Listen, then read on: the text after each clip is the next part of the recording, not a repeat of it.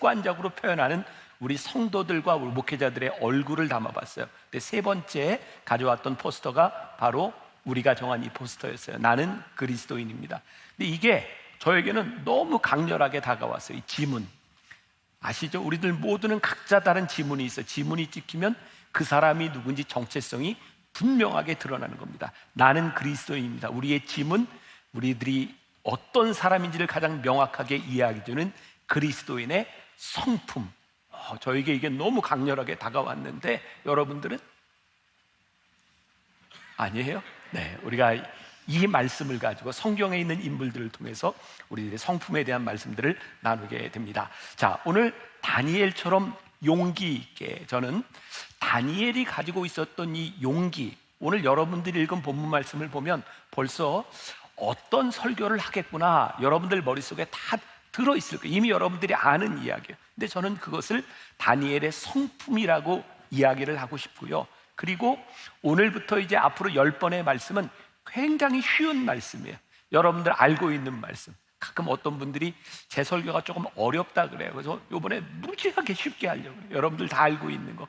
근데 문제는 아는 것이 문제가 아니라 이 말씀을 듣고 우리들이 어떻게 실천하느냐, 아는 것을 실천하는 데까지 가는 그 과정을 우리들이 가게 될 것입니다. 오늘 다니엘의 이야기를 통해 우리는 용기에 대하여 이야기를 할 텐데, 우리들이 기억해야 될 중요한 문장이 하나 있어요. 사탄은 우리를 순교자로 만드는 것보다 겁쟁이로 만드는 것을 더 좋아한다. 꼭 기억하세요. 자, 오늘 용기에 대한 이야기, 오늘 다니엘의 이야기를 봅니다. 올 한 해 동안 우리들이 함께 나누었던 전체적인 주제가 말씀으로 돌아가자. 제가 영어로는 레트로라고 이렇게 정해놓고 말씀으로 돌아가자, 이런 타이틀을 정했는데요. 우리들의 삶을 한번 다 이렇게 되돌아보세요. 아마 우리의 인생을 그냥 되돌아보면 여기 있는 많은 사람들이 우울증에 빠질지 몰라요.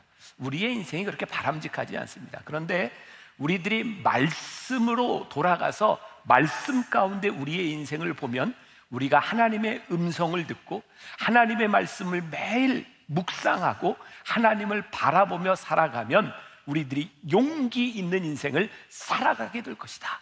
여기에서부터 우리들이 이 말씀을 시작하는 거예요. 고린도후서 5장 17절에 우리가 잘 아는 말씀이 있습니다. 같이 봅니다. 시작. 그런즉 누구든지 그리스도 안에 있으면 새로운 피조물이라. 이전 것은 지나갔으니 보라 새 것이 되었도다. 옛 것을 버리고 새로운 성품을 가진 사람들의 특징, 그 특징의 첫 번째를 저는 뭐라고 정의하냐면 용기다.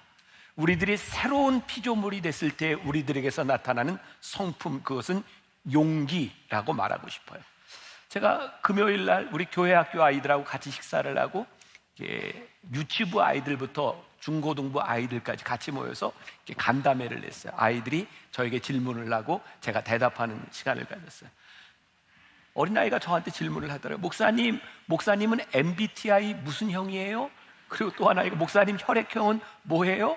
그래서 제가 그래, 나 MBTI ENTJ 형이고 내 혈액형은 O형이다. 자, 궁금한 분들 대답이 됐어요?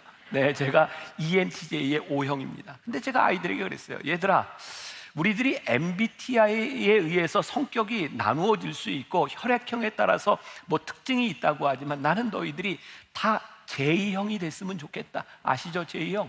네, 지저스, 예수님의 피로 우리들의 새로운 성품을 가지는 것. 그 중에 핵심에 뭐가 있다? 용기가 있다. 이 용기라고 하는 것은 무엇일까요? 하나님이 계신 곳에서, 사람들이 보는 곳에서 우리는 얼마나 용기 있는 사람이 되는가. 사실 용기는 늘 우리의 일상에 필요한 건 아니에요. 그죠? 우리들의 삶에 용기가 필요할 때가 있습니다. 용기가 드러나야 되는 순간이 있습니다. 그때가 언제요? 위기의 순간이죠. 오늘 다니엘의 이 용기도 가만히 보면 우리가 알고 있는, 익히 하는 이 이야기는 다니엘의 인생에 굉장히 힘들었던, 위험했던 시기 가운데서 나타났던 그의 용기들이었죠. 그런데 이 용기라고 하는 것, 위기의 순간에 빛나는 용기라고 하는 것은 위기의 순간에 만들어지는 게 아니에요. 잘 기억하십시오. 위기의 순간에 빛나는 이 용기라고 하는 것은 평상시에 우리들이 매일매일 작은 결단들과 하나님 앞에 서서 하나님 앞에 신앙의 인생을 살아가는 사람들에게 결정적으로 나타나는 것이 용기. 어느 날 제가 말씀을 묵상하는 중에 이 다니엘서를 읽다가 전혀 제가 주목해보지 않았던 구절에 제 눈길이 갔어요. 오늘 읽지는 않는데 다니엘서 1장 21절에 이렇게 되어 있더라고요. 다니엘은 고레스 왕 원년까지 있으니라. 그러니까 여러분들의 성경 지식을 모르면 이게 무슨 의미인가 잘 모를 수도 있어요. 이 고레스라고 하는 사람은요, 바벨론 왕국이 무너지고 바사 페르시아가 세워질 때 그 유명한 왕이 고레스 왕이거든요. 다니엘이 바벨론의 포로로 잡혀올 때 성경에 보니까 느부갓네살 왕 때 포로로 잡혀옵니다. 그리고 느부갓네살 왕 그 아들이 벨사살이라고 하는 왕인데, 그 왕은 이렇게 좀 포악한 왕이었고요, 하나님 보시기에 그렇게 적절하지 않은 사람이었고, 심지어 그가 술을 먹는 잔치자리에서 예루살렘에서 가져왔던 제사의 하나님께 제사 드릴 때 쓰던 그 그릇들을 술을 먹는 데 사용하고 있었어요. 근데 우리가 잘 아는 이야기죠. 그가 잔치집에 그 잔치를 베풀고 있는데 손이 하나 나타나서 막 글씨를 쓰죠. 그 얘기 아시는 거죠? 모르시면 성경 통독하면서 좀 잘 보세요. 자, 다니엘서 5장 24절과 26절 아주 잘 아는 말씀이에요. 이러므로 그의 앞에서 이 손가락이 나와서 이 글을 기록하였나이다. 기록된 글은 글자는 이것이니 곧 메네 메네 데겔 우바르시니라. 그 글을 해석하건대 메네는 하나님이 이미 왕의 나라의 시대를 세워서 그것을 끝나게 하셨다 하며, 그리고 이 해석이 끝나고 그날 벨사살 왕이 죽습니다. 그리고 그 다음에 다리오가 왕이 됩니다. 지금 아는 얘기인 거죠? 예. 다리오가 왕이 돼요. 다리오가 왕이 되는데 그 다음에 굉장히 유명한 이야기가 나오는 거예요. 다리오가 그 당시 바벨론을 통치하기 위해서 3명의 총리를 세우는데 그 중에 하나 다니엘을 세운 거예요. 다니엘을 으뜸으로. 근데 사람들이 시기합니다. 그래서 다니엘을 잡으려고 어떤 계략을 짜냐면, 앞으로 30일 동안 왕이 아닌 다른 어떤 신에게 절하는 자가 있으면 사자굴에 던집시다, 이런 조서를 내는 거예요. 이거 아는 얘기죠? 네, 바로 그런 일이었어요. 그래서 다니엘이 그 이야기를 듣고도 그는 늘 하나님께 늘 하던 대로 기도를 했고, 사람들이 그걸 고자질했고, 다니엘은 사자굴에 던지우게 되죠. 자, 다니엘서 6장 26절에서 28절 다리오 왕이 이렇게 이야기하는 거죠. 자, 내가 이제 조서를 내리노라. 내 나라 관할 아래에 있는 사람들은 다 다니엘의 하나님 앞에서 떨며 두려워할지니 그는 살아계시는 하나님이시요 영원히 변하지 않으실 이시며, 그의 나라는 멸망하지 아니할 것이요 그의 권세는 무궁할 것이며, 그는 구원도 하시며 건져내기도 하시며 하늘에서든지 땅에서든지 이적과 기사를 행하시는 이로써 다니엘을 구원하여 사자의 입에서 벗어나게 하셨습니다 하였더라. 이 다니엘이 다리오 왕의 시대와 바사 사람 고레스 왕의 시대에 형통하였더라. 이게 사자굴에서 하나님이 보호해 주시는 것을 듣고 바벨론의 왕이었던 다리오가 하나님이 이런 분이시다라고 선포하고 다니엘에 대해서 뭐라고 이야기하고 있어요? 이 다니엘은 다리오 왕에서부터 또 어디까지? 바로 고레스 왕에까지 그의 삶이 형통하였더라 라고 되어 있어요.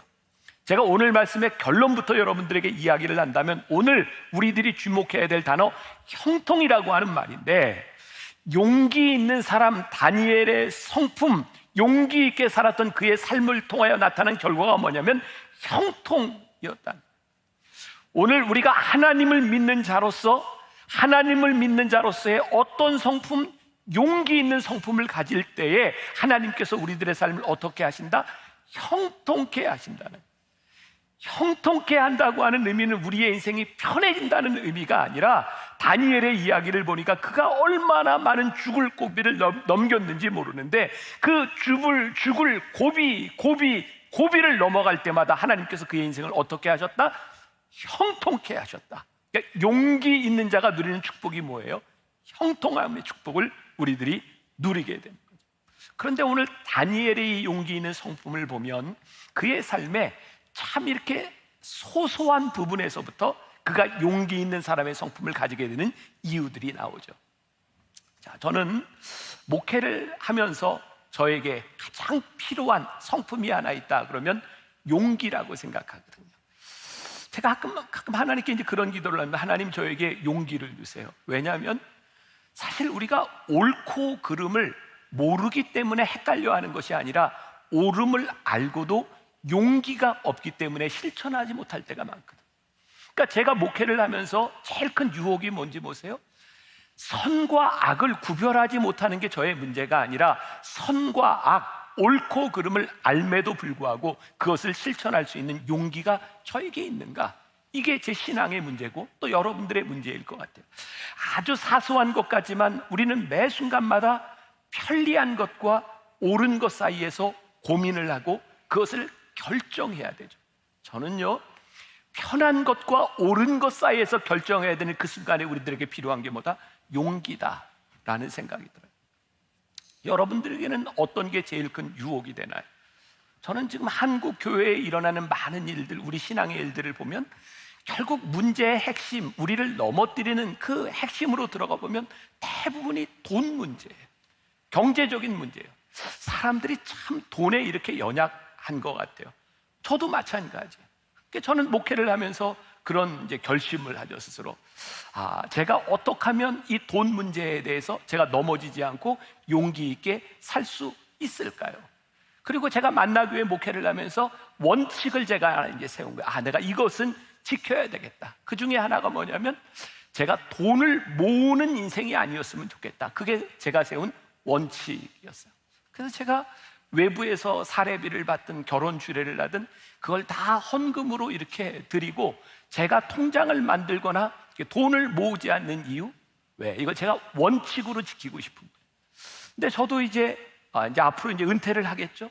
이제 은퇴를 하면 제가 어떻게 먹고 살까요? 여러 가지 이야기들을 하다 보니까 어떤 장로님들이 저에게 저를 위해서 이런 조언을 했어요. 목사님, 그렇게 살지 마세요. 이제는 좀 이렇게 편안하게 살 수 있도록 하세요. 그때 제가 장로님들께 그런 이야기를 합니다. 장로님, 저는 편안하게 사는 것보다 끝까지 제가 세운 원칙을 지키며 사는 게 저에게 훨씬 더 중요한 가치라고 생각을 합니다. 저희 교회 장로님들은 저에게 자꾸 뭘 이렇게 해주고 싶어요. 그러니까 제가 차를 탈 때도 교회에서 차를 살 때 목사님 이런 차를 사야 됩니다. 그러면 장로님들께 제가 이런 이야기를 해요. 장로님, 저는요 좋은 차를 타는 것보다 마음이 편안한 차가 더 좋습니다. 제가 은퇴하고 이렇게 사택을 이렇게 고르면서도 이건 여러분들께 절대적인 기준이나 여러분들 모두의 기준이 아니라 제가 그냥 만나교회 목사로 살아가면서 제 기준이에요. 그러니까 여러분들하고는 안 맞을 수도 있어요. 그러니까 이제 집을 은퇴하면 어디에서 사나? 우리 교회가 이제 분당에 있으니까 이제 제 아내하고도 우리 장로님들하고도 분당에서 집을 보러 다니기도 하고 판교에서 집을 보러 다니기도 하고 우리 교회가 제가 은퇴하고 나면 거기에다 주택을 마련해 주지 못할 만큼 가난한 교회 아닙니다. 그런데 모르겠어요. 최종적으로 결정한 건 판교나 분당이 아니라 저기 이제 도촌동 쪽에 이제 결정을 했어요. 그리고 제 아내하고 둘이 이런 얘기를 했어요. 우리가 판교 사는 것보단 도촌동 사는 게 교인들 마음에 더 좋을 것 같아. 아닌가 봐요? 모르겠어요. 그냥 제가 그런 생각을 하는 거예요. 제가 편안한 것을 누리는 것보다 제가 조금 더 생각하는 원칙에 충실한 사람이 되면 좋겠다. 그런데 이런 결정들을 하며 살아가는 것이 우리들에게 자그마한 용기가 필요한 거예요. 다시 말씀드리건 어떤 절대적인 기준이 아니고요. 사람마다 다 다를 수 있는 거예요. 그러나 중요한 것은 하나님 앞에서 우리들이 편리한 것보다는 적어도 우리들이 옳은 것이 무엇인지를 생각하며 결정하며 살아갈 수 있는 용기들이 우리들에게 필요하다는 거예요. 자, 다니엘의 용기에 대하여 저는 다니엘서 1장 8절 오늘 읽었던 본문 중에 하나죠. 다니엘은 뜻을 정하여 왕의 음식과 그가 마시는 포도주로 자기를 더럽히지 아니하리라고 자기를 더럽히지 아니하도록 환관장에게 구하니. 자, 이거 우리가 잘 아는 얘기예요. 다니엘의 세 친구가 포로로 잡혀왔는데 포로로 잡혀온 이 포로들은 그냥 포로가 아닌 거죠. 다 관리가 될 사람들이에요. 이게 특별 관리 대상입니다. 그래서 이들은 왕이 주는 음식을 먹었어요. 근데 대부분의 음식들은 이미 우상에게 드려졌던 그런 음식들이었던 거죠. 근데 다니엘과 이 세 친구가 환관장에게 뭐를 구하냐면 우리들이 우상에게 드려졌던 그 음식, 고기들 먹지 않고 우리들이 채소만 먹고 한번 지나볼랍니다. 환관장이 굉장히 곤란한 거예요. 왜? 이거 다 왕 앞에 나아가야 되는데 삐쩍 말라가지고 하면 자기가 욕을 먹는 거예요. 그게 안 된다. 근데 다니엘이 뭐라고 해요? 열흘만 한번 시험을 해보세요.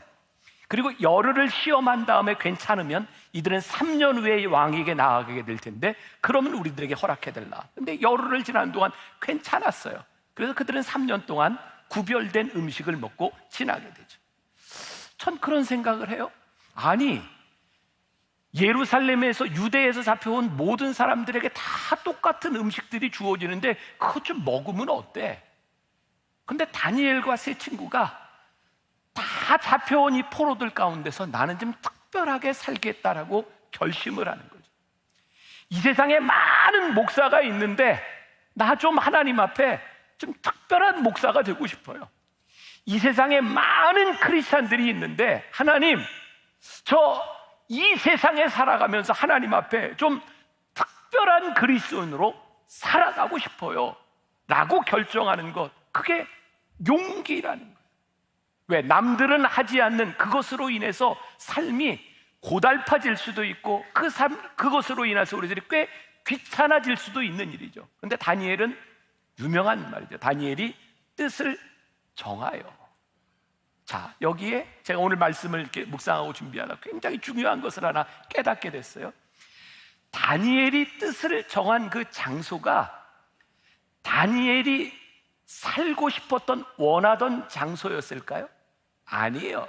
다니엘이 뜻을 전한 그 장소는 다니엘이 정한 장소가 아닙니다. 다니엘이 포로로 잡혀왔어요. 저는 그 손뼉을 딱 쳤어요. 다니엘의 위대함은 그가 원치 않던 장소에 포로로 잡혀왔으나 원치 않는 곳에서 그는 뜻을 정했다. 우리들이 뜻을 정하지 못하는 큰 이유 가운데 하나가 우리들의 삶에 만족하지 못하는 거죠. 이건 내가 만족하지 못하는 삶이야. 근데 하나님께서 오늘 우리들에게 굉장히 중요한 도전을 주시는 거야. 그래? 너희들이 원하는 장소가 문제가 아니라 지금 너희가 있는 그곳이 네가 원치 않는 장소이다 할지라도 그곳에서 뜻을 정해라.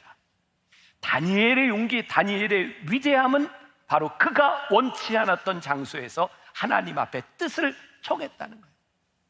전 또 그런 생각을 해요. 우리 현실에 뿌리 박은 영성, 어떤 목사님의 책 제목이에요. 우리가 영성이라고 생각하는 것을 이 세상과 관계없는 것으로 생각할 때가 많이 있는데 진짜 영성은요, 우리들의 현실에 뿌리 박고 있는 거예요. 여러분들이 살아가는 삶의 한가운데 우리들이 어떤 영적인 삶을 살아갈지 우리들이 결단하는 거죠. 우리들이 이 현실에서 뜻을 정하면, 용기 있게 뜻을 정하면 사람들이 우리를 주목해 봅니다. 왠지 아세요? 보통 사람들과 다르기 때문이죠. 용기 있는 자의 결단은 힘들기는 하지만 그것이 실패하지 않는다고 하는 믿음을 우리는 가지고 있어요. 문제는 오늘도 우리들이 아주 사소한 일, 우리들이 결정해야 되는 그 사소한 일들 가운데 우리 뜻이 무너질 때가 많이 있다는 거예요. 먹는 일? 어쩌면 사소한 일 아닐까요? 여러분, 우리들이 크리스찬으로서 현실에 뿌리 박은 우리의 영성의 삶을 살아가는데 정말 하찮게 보이는 일들이 우리들에게 많지 않은 거예요. 그런데 이 하찮게 보이는 이 사소한 일들 가운데 우리들의 용기가 필요하다는 것을 우리는 부인하지 못해요. 저는 목회를 하면서 사도 바울의 글들, 사도 바울의 서신, 사도 바울의 마음이 참 많이 이해가 되거든요. 고린도전서 9장 27절 같이 봉독합니다. 시작. 내가 내 몸을 쳐 복종하게 함은 내가 남에게 전파한 후에 자신이 도리어 버림을 당할까 두려워함이로다. 그 위대한 사도 바울에게 어떤 두려움이 있었어요? 내가 이 복음을 전한 후에 내가 버림을 받으면 어떡하지? 그 두려움으로 인해서 사도 바울은 끊임없이 자기의 몸을 쳐서 복종시켰다는, 우리 목회자들 사이에 그런 이야기들을 종종 해요. 아무 흠 없이 은퇴한 목사님들을 보면 무조건 존경해야 된다. 이거 그렇게 와닿지 않던 말이, 저도 이제 앞으로 은퇴를 해야 될 시간들을 앞에 놓고 보니까 이게 굉장한 말이더라. 하나님 앞에 제가 사명자로 살아가면서 제가 마지막에 버림을 받지 않는 사람이 되기 위해 끊임없이 저를 쳐서 복종시키는 것, 용기입니다. 여러분들이 평생을 신앙생활하고 마지막 때에 하나님 앞에 어떤 모습으로 살아가는가, 이거 여러분들이 끊임없이 나를 쳐서 복종케 하는 용기가 우리들에게 드러나지 않으면 이거 우리들이 끝까지 이 삶을 살아갈 수 없는 거예요. 저는 세상에서 가장 무서운 말 중에 하나가 관행이라고 생각해요. 관행 뭐예요? 다 이렇게 한다는 거예요. 남들 다 그런 죄 짓는다는 거예요. 벌써 오래된 책이지만 6일 약국 갑시다라는 책이 있어요. 김성호 씨 6일 약국 갑시다. 제가 저 책에서 굉장히 인상 깊게 읽었던 부분이 있어요. 오래된 책인데 이분이 목회자의 아들이거든요. 이분이 군대를 갔는데 위생병으로 가서 이렇게 군 병원에서 이렇게 근무를 하는데 그 위 선배들이 보면, 선임병들이 보면 늘 휴가 나갈 때 부대 약을 가지고 나가는 거예요. 그게 관행이에요. 거기에서 일을 하면서 가족들에게도 갖다 주고. 근데 이 사람이 쫄병일 때 말을 할 수 없는 거예요. 저 분명히 잘못된 건데 말할 수 없는 거예요. 6일 약국에 보면 이분이 그런 얘기를 합니다. 이 고리를 끊을 수 있는, 잘못된 관행의 고리를 끊을 수 있는 것은 내가 그 자리에 갔을 때 그 관행을 끊어야 된다. 저는 이 세상을 바꿀 수 있는, 이 세상을 하나님의 나라로 만들 수 있는 가장 중요한 핵심에 누가 있는가? 그리스도인밖에 없다고 생각해요. 왜? 우리들이 하나님 앞에서 우리들이 용기 있는 삶을 가지고 우리들이 무언가를 할 수 있는 위치에 가 있을 때 그 관행을 끊을 수 있는 사람들, 용기 있는 사람들, 그 사람들로 인하여 이 세상이 바뀔 수 있다는 그 확신이 우리들 가운데 있을 때 우리가 용기 있는 삶을 살지 않겠습니까? 누군가 관행으로 편리하고 누군가 관행으로 자기의 이득을 취하는 이 삶의 고리를 끊는 일을 하지 않는다면 이 세상은 변화되지 않을 거예요. 제가 92년 유학을 준비하며 미국 비자를 받을 때, 그때는 목사들에게 비자가 참 안 나올 때였어요. 지금하고는 상황이 많이 틀려요. 그때만 해도 아메리칸 드림을 가지고 미국 가서 살려고 하는 사람들이 많았어요. 미국 대사관에 비자 인터뷰를 하러 가는데 목사들에게 비자가 안 나오는 이유가 뭐냐면, 언제까지 공부하고 나온다고 비자를 받았는데 미국 가면 그 약속을 어기는 사람이 너무 많다는 거예요. 자, 이것도 일반화할 수 없겠죠. 어떤 일이 있는지 모르겠어요. 근데 그때 젊은 나이에 저에게 그게 그렇게 자존심이 상했어요. 아니, 한국에 있는 목사들이 미국에 가는데 나 언제까지 돌아옵니다 라고 이야기를 하는데 그때가 되면 안 돌아오는 사람들이 많아서 미국에서 목사들을 신뢰하지 않는다는 거예요. 제가 미국에 갈 때, 인터뷰를 할 때, 이거 죄송해요, 이게 제가 다 옳다 이런가, 그냥 제 마음을 얘기하는 거예요. 5년 유학 비자를 주는데 그때 제가 결심한 게 있습니다. 내가 무슨 일이 있어도 5년 안에 돌아온다. 그리고 미국에 가면 좀 편안하게 살기 위해서 영주권도 신청할 수 있고 모두 할 수 있고, 제가 아내가 그런 얘기했어요. 우리 이거 절대 하지 말자. 아예 미련을 두지 않고 약속을 지킬 수 있도록 하자. 제 인생에 굉장히 중요한 일이었어요. 여러분들의 삶에도 이런 유학이나 이런 게 아니라 여러분들 삶에 모든 이런 일들이 다 있다는 거예요. 하나님 앞에서 용기 있게 우리들이 결단하지 않으면 모든 사람들이 그렇게 하니 우리도 그냥 그렇게 흘러가자고 하는 일들이 있다는 거예요. 그런데 그렇게 흘러가면 우리의 인생을 형통케 하시는 하나님의 은혜를 우리들이 경험할 수 없는 거예요. 저는 이 용기 있는 삶에 굉장히 중요한 것이 하나 있는데 그것은 솔직함이라고 생각해요. 솔직함, 여러 가지로 해석이 될 수 있는데 이 다니엘을 보면 이방 땅에서 여러 왕들의 이 대를 이어가면서 형통할 수 있었던 이유 가운데 하나가 그는 그의 삶에 가지고 있었던 솔직함이라고 생각해요. 자, 이거 솔직함이라고 하는 것을 저는 이렇게 해석합니다. 하나님 앞에서 일관성 있는 삶만큼 솔직한 것은 없다. 다니엘서에서 가장 드라마틱하게 드러나는 장면은 사자굴에서 그가 구함을 받는 장면이죠. 왕의 조소에도 불구하고 앞으로 30일 동안 왕 아닌 어떤 다른 신에게도 절하면 너희들이 사자굴에 던지우리라 라고 하는 그 조서를 보고서도 다니엘은 일관성 있게 하나님 앞에 솔직하게 서죠. 자, 다니엘서 6장 10절. 다니엘이 이 조서에 왕의 도장이 찍힌 것을 알고도 자기 집에 돌아가서는 윗방에 올라가 예루살렘으로 향한 창문을 열고 어떻게 전에 하던 대로 하루 3번씩 무릎을 꿇고 기도하며 그의 하나님께 감사하였더라.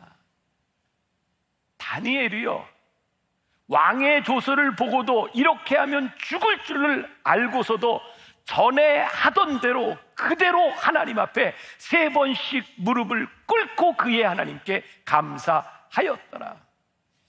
그는 일관성 있게 매일 기도하는 사람이었기 때문에 왕의 조서 때문에 그의 삶의 패턴을 바꾼 것이 아니라 그는 하나님 앞에서 자신을 바라보며 일관성 있게 하나님 앞에 솔직한 그의 삶을 살았던 거죠. 그가 하나님 앞에 뜻을 정하기로 작정한 그 용기. 그런데 이제 그 다니엘의 인생을 보면 그가 용기 있게 뜻을 정했는데 용기가 그를 지켜주는 것이 아니라 용기 있는 결단으로 하나님 앞에 선 그를 하나님이 붙잡아 주시는 거예요. 여러분 보세요. 용기가 성품인데요, 용기가 나를 붙잡아 주는 것이 아니라 용기 있게 결단을 했더니 용기 있게 결단한 나를 누가 붙잡아줘요? 하나님이 붙잡아 주신다. 이게 형통함이에요. 우리가 하나님의 말씀으로 살아가며 하나님의 백성으로 살아가며 용기 있게 결단을 내리면 하나님께서 용기 있는 우리를 붙잡아 주시는 은혜를 경험하는 것, 그게 형통함. 오늘 여러분들의 삶에 이 형통함의 간증이 있는가? 다니엘의 기도 중에 그의 하나님께 감사하였더라. 저는 이것도 이렇게 와닿았어요. 지금 다니엘이요, 느부갓네살 왕에서부터 벨사사랑 다리오 왕에 이르기까지 그는 총리의 자리에서 모든 것을 다 가지고 있는 사람이었어요. 이쯤 되면 얼마든지 교만할 수 있는 사람이에요. 근데 다니엘은 편함없이 늘 하던 대로 하나님 앞에 하루에 3번씩 무릎을 꿇고 기도하고 하나님 앞에 감사했다. 그의 삶의 최고의 순간이 왔는데도 그는 하나님 앞에 일관성 있게 솔직하게 하나님 앞에 설 수 있는 사람이었다. 그가 용기 있게 하나님 앞에 솔직하게 섰을 때 하나님께서 그를 붙잡아 주셨구나. 우리들에게 이런 간증이 있어야 하지 않을까요? 하나님께서 우리를 이렇게 붙잡아 주셨습니다. 가끔 이렇게 정치하는 분들, 일반 정치도 그렇고 교단의 정치도 그렇고 정치를 하는 분들이 그런 얘기를 많이 합니다. 믿을 사람 없네. 특히 이제 교단에 이렇게 교단장을 뽑을 때나 그러면 이렇게 상대방에 이렇게 선거 운동을 하면서 다 이렇게 체크를 합니다. 우리 편, 내 편, 0표, X표, 세모표. 근데 놀라운 일은 0표가 아무튼 전체 그 선거인 수보다 훨씬 많은 거죠. 그리고 선거가 끝나면 이렇게 얘기해요. 믿을 사람이 하나도 없구나. 그런 얘기를 해요. 근데 제가 목사로서 살아가면서 참 곤란을 겪었던 게 뭐냐면 솔직함 때문이었어요. 그러니까 저는 정치를 안 하지만 표를 찍어달라고 오는 분이 있으면 저는 이 편에 서 있으면 그분한테 그분을 위해서 저는 이쪽이니까 저한테는 공들이지 마세요. 저는 그래야 헛심을 안 킨다고 생각하니까, 솔직하게 얘기해 주는 게 이분에게 도움이 된다고 생각하니까. 근데 그렇게 얘기하면 그분에게 도움이 되는 게 아니라 그분과 원수가 돼요.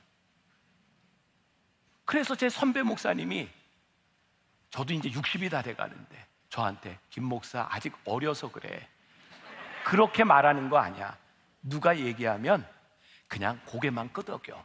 그게 세상 사는 방법이야. 근데 제가 그 얘기를 듣고 그런 생각을 했어요. 세상이 다 그렇게 살아가도 이 세상을 바꿀 수 있는 사람들은 정직한 사람이 아닐까요? 세상이 다 그렇게 살아가도 우리들이 하나님 앞에서 우리들이 지켜야 되는 것을 지키며 살아가는 것이 아닐까요? 하나님 어떤 분이세요? 우리들 참 부족하지만 하나님은 사유하시기를 기뻐하시는 분이기 때문에 우리들이 좀 부족하고 우리들이 죄를 지었을지라도 하나님 앞에 솔직히 구하면 하나님이 우리를 용서해 주시는 분이요, 하나님 앞에 서서 용서해 주시는 하나님 앞에서 하나님이 보시는 앞에서 인생을 살아가는 것, 그것이 그리스도인이고 그것이 용기 있는 사람입니다. 저는 진짜 용기 있는 사람들, 그래서 진짜 그리스도인만이 용기 있는 사람이라고 생각해요. 하나님 앞에 용기 있게 자기의 죄를 고할 수 있고, 하나님 앞에 솔직하게 우리의 연약함을 구할 수 있고, 하나님 앞에 솔직한 신앙의 양심을 가지고 설 수 있는 사람들, 그게 그리스도인이 아닐까. 자, 오늘 제가 설교 준비한 이 10페이지가 넘는 이 원고 가운데 가장 저는 멋진 말이라고 생각해요. 이렇게 멋진 말을 듣고도 감동이 안 되는 건 누구 문제일까요? 여러분들 문제. 감동이 안 되면 우리들이 그리스도인이 되는 데는 용기가 필요하다. 그리스도인으로 입문한데, become 그리스도인이 되는데, 근데 제대로 된 그리스도인, to be 제대로 된 그리스도인이 되는 데는 더 큰 용기가 필요한 거예요.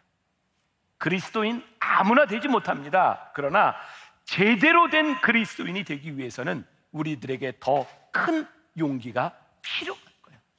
그리스도인이 용기 있는 삶을 살아가면 성령님께서 우리를 인도해 주신다고 하는 것을 우리는 믿어요. 우리가 용기 있는 삶을 살아가기 시작할 때 성령께서 우리를 지지해 주실 뿐만 아니라 성령께서 우리의 삶을 형통하게 하시리라고 하는 믿음을 우리들이 믿고 살아요. 만일 우리가 하나님을 믿는데 하나님을 믿는 자의 형통함을 우리들이 믿지 못한다면 우리가 어떻게 용기 있게 살아가겠어요? 첫 번째 성품, 용기가 우리 신앙인의 성품입니다. 여러분들의 성품이 용기 있는 자로 바뀌어져 갈 수 있기를 간절히 소원합니다. 하나님을 향한 여러분들의 믿음이 여러분들을 용기 있게 끌어가줄 줄 믿습니다. 여러분들이 용기 있게 여러분들의 삶을 결단하면 하나님께서 여러분들의 삶을 붙잡아 주실 것을 믿으며 믿음과 용기의 발걸음으로 우리 변화산으로 올라가기를 간절히 소원하고, 그곳에서 하나님이 나를 이렇게 바꾸셨습니다. 우리의 지문, 어디에 가서 우리의 지문을 찍든지 나는 그리스도인입니다. 우리의 정체성이 드러날 수 있는 귀한 믿음의 사람들이 되시기를 주님의 이름으로 간절히 축원합니다. 자, 믿음과 삶이라는 찬양이 있는데 혹시 여러분들에게 익숙하지 않을지 모르지만 우리 변화산의 주제가 중에 하나로 우리들이 부를 찬양이에요. 우리 한번 듣고 같이 찬양하면 좋겠습니다. 믿음과 삶을 살아내는, 믿음과 삶을 살아내는 실력이 너무나 다른 내 모습을 볼 때에 이 모습도 주가 사랑하실까, 자신 없는 내 모습 그저 주님 앞에 있네. 나 같은 자도 사랑하여 주시고 한 번도 나를 떠나지 않으셨네. 아픔 속에 주를 작게 여긴 날 꾸짖지 않으시고 내 손 잡아주시네. 오직 주님 안에 두려움 없네. 고난을 통해 날 만드심을 믿네. 주님만이 내 모든 것 되시네. 주의 강한 손 날 붙드시네.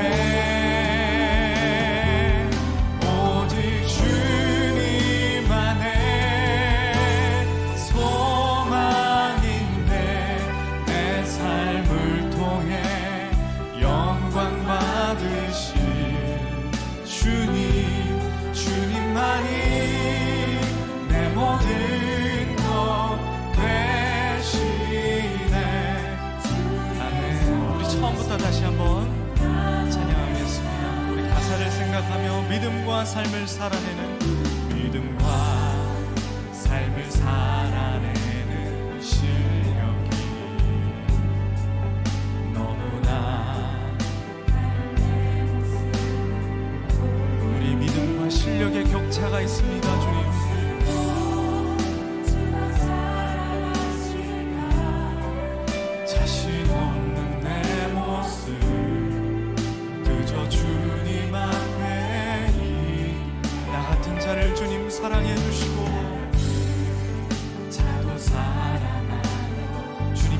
여러분을 떠나지 않으리라 말씀하십니다. 한 번도 나를 떠나지 않으시네. 아픔 속에 상황에 휘둘리고 눈치 보던 우리를 주님 다시 한번 꾸짖지 않으시고 주님의 품에 안으시는 귀한 이 시간이 되길 원합니다. 오직 주님 안에, 오직 주님 안에 두려움 없네. 고난을 통해 날 만드심을 믿네. 주님만이 내 모든 것 되시네.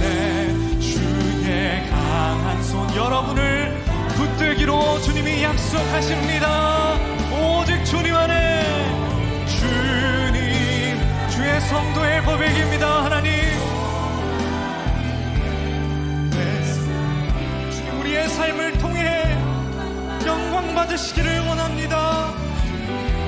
주님만이 내 모든 것 되시네. 주의 선하심 나 노래하. 우리 이 시간 잠시 기도하며 하나님 앞에 나갔으면 좋겠습니다. 주님, 우리가 누구입니까?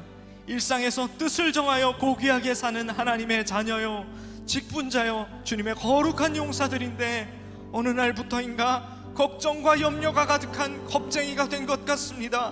하나님, 우리가 하나님 앞에 뜻을 정하여 살기보다 상황에 눈치 보는 자들이 되었습니다. 이제는 일상의 실력자로, 주의 용사로 다시 한번 주 앞에 뜻을 정하여 주 앞에 영광 돌리는 자로 살게 하여 달라고 시간 여러분 결단하시면서 우리 각자 기도하며 나가겠습니다.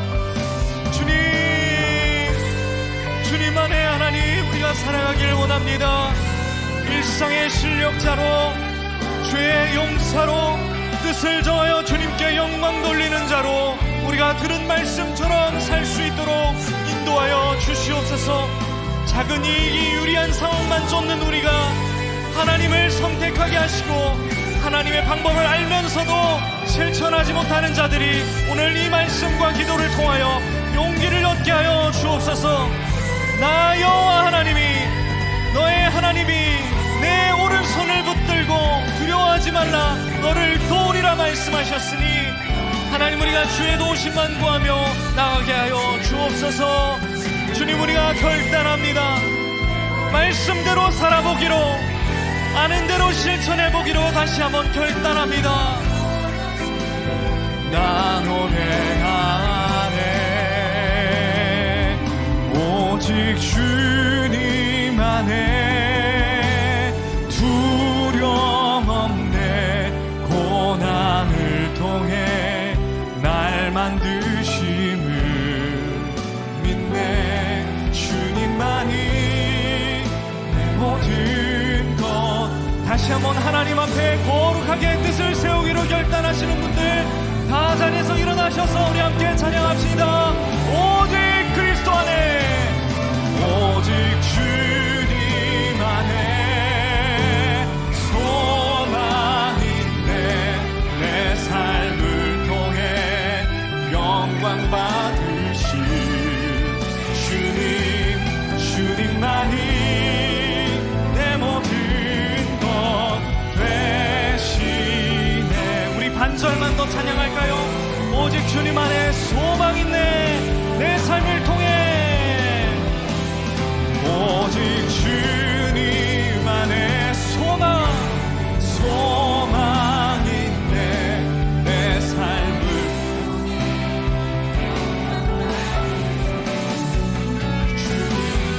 주님만이 내 모든 것 되시네. 주의 선하심 나 노래. 우리 선하신 하나님께 영광의 박수를 올려드립시다. 주님, 우리가 결단합니다. 우리의 뜻을 정하겠습니다. 아멘.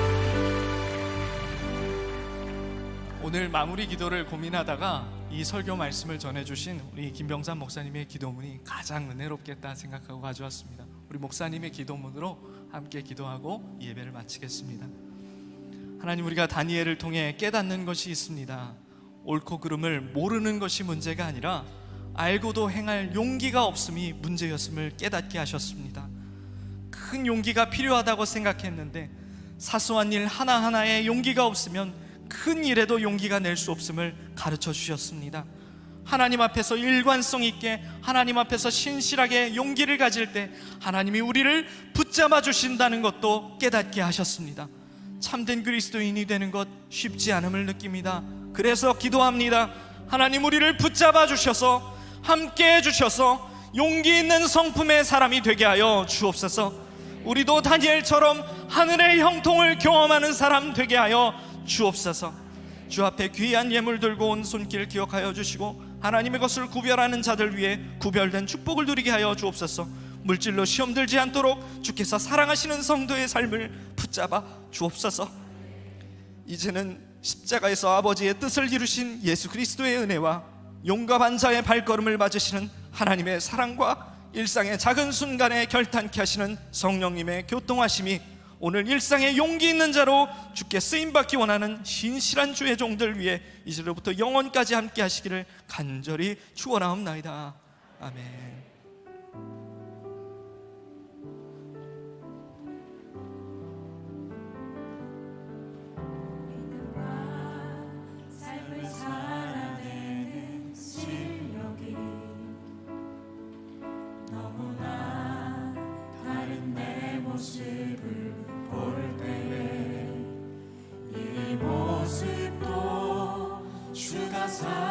사랑하실까 자신 없는 내 모습 그저 주님 앞에 있네. 나 같은 자도 사랑하여 주시고 한 번도 나를 떠나지 않으셨네. 아픔 속에 주를 찾게 여긴 날 꾸짖지 않으시고 내 손 잡아주시네. 오직 주님